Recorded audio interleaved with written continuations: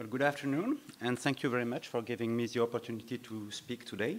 Well, I'm in charge of the global pension policy, for pensions at Alstom. Alstom is a French industrial company that manufactures power and train equipment, so infrastructure, basically. It's a truly international company, as we have over 90,000 employees in more than 70 countries.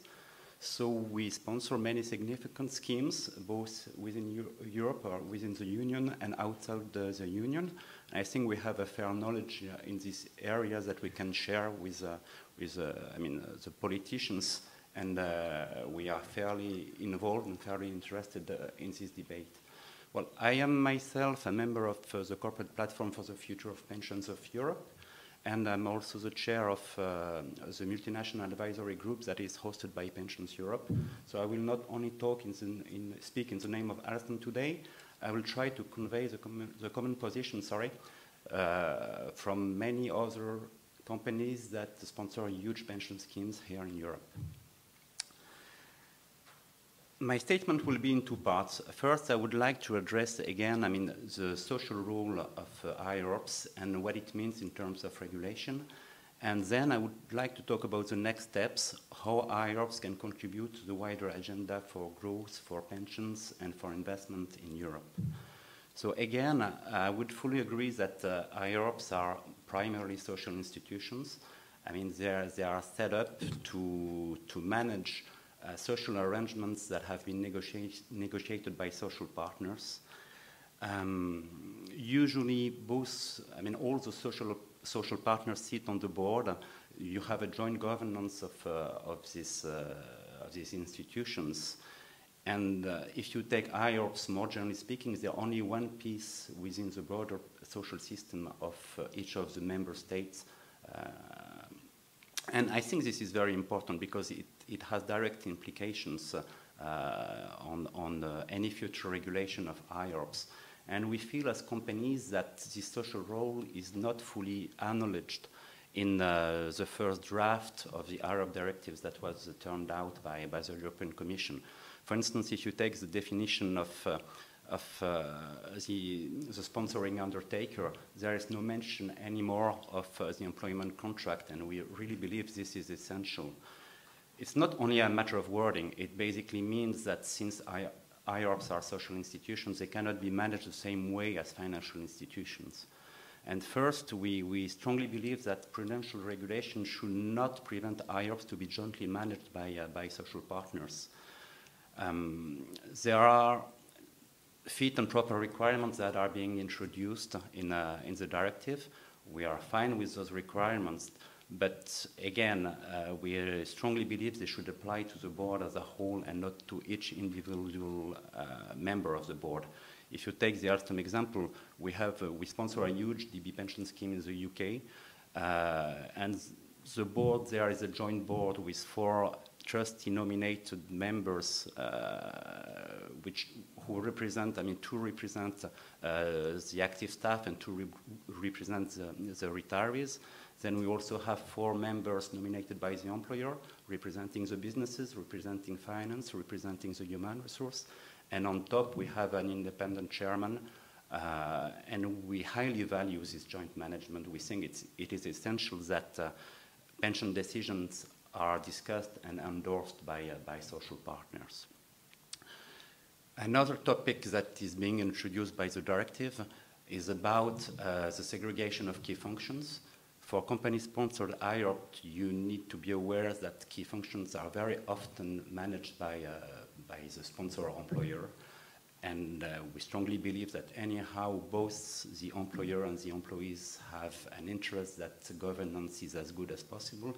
And we really need to be careful that this segregation of duties does not add to costs without adding any real added value.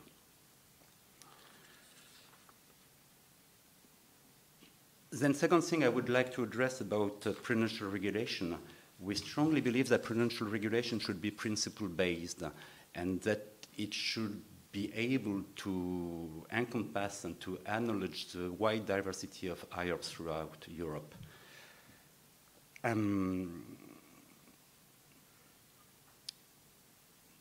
I will not go into technical details on that one because much has been said already. But generally speaking, companies are more comfortable with the directive version that was provided by the Council than with the initial version that was turned down by the European Commission. And that's for several reasons. That's because we think the first version was far too prescriptive. And again, IORPs are only one brick in the overall pension system of their home member state, and that needs to be considered. So we strongly believe that prudential regulation should be about the main principles, and member states should be allowed to define how best to achieve those objectives, given the local circumstances of pension provision. For us, it's clearly in line with the fact that these are social matters, and the principle of subsidiarity should apply to social matters.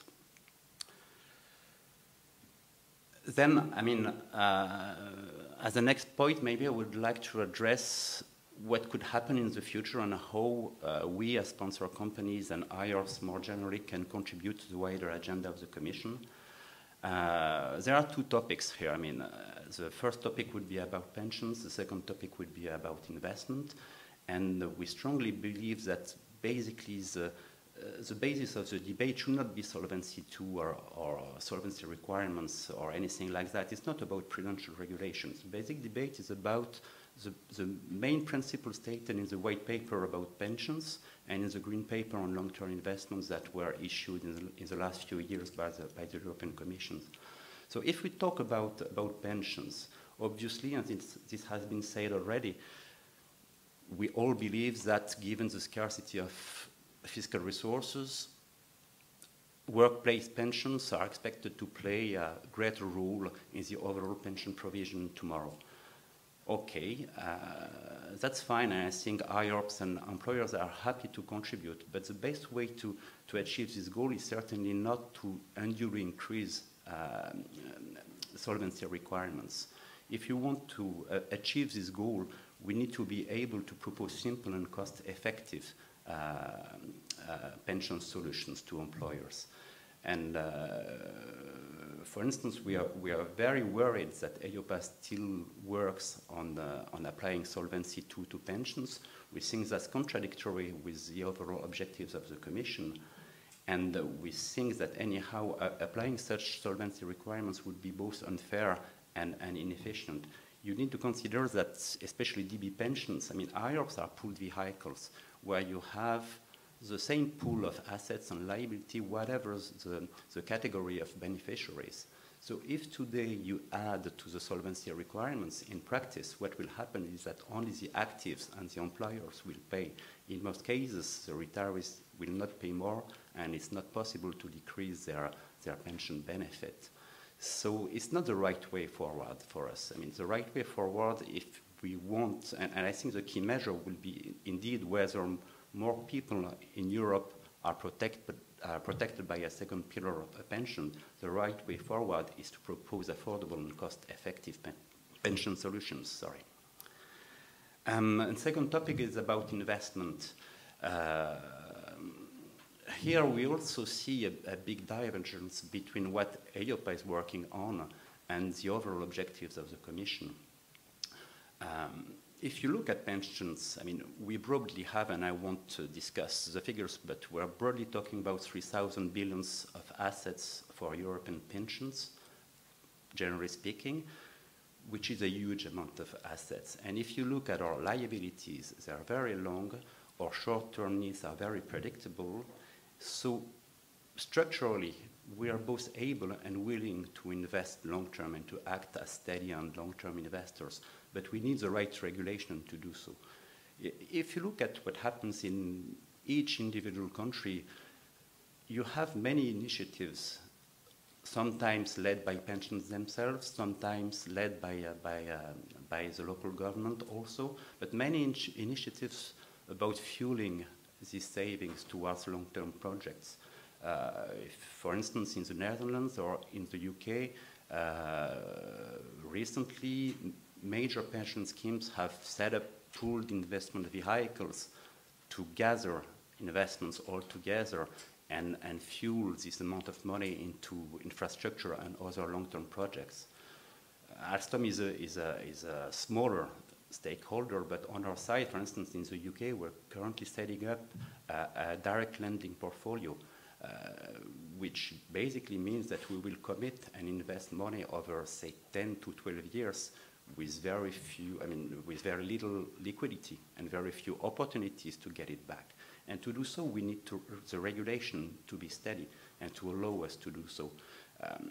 So we sincerely hope that the next IORP 2 directive will not contain any provision that could make it possible that solvency requirements are introduced at a later stage, because that would honestly not allow us to make such long-term investments.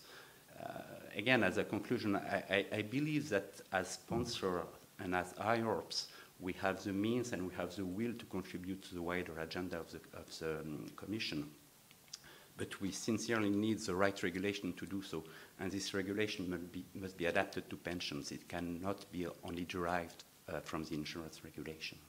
Thank you very much for listening, and have a nice day.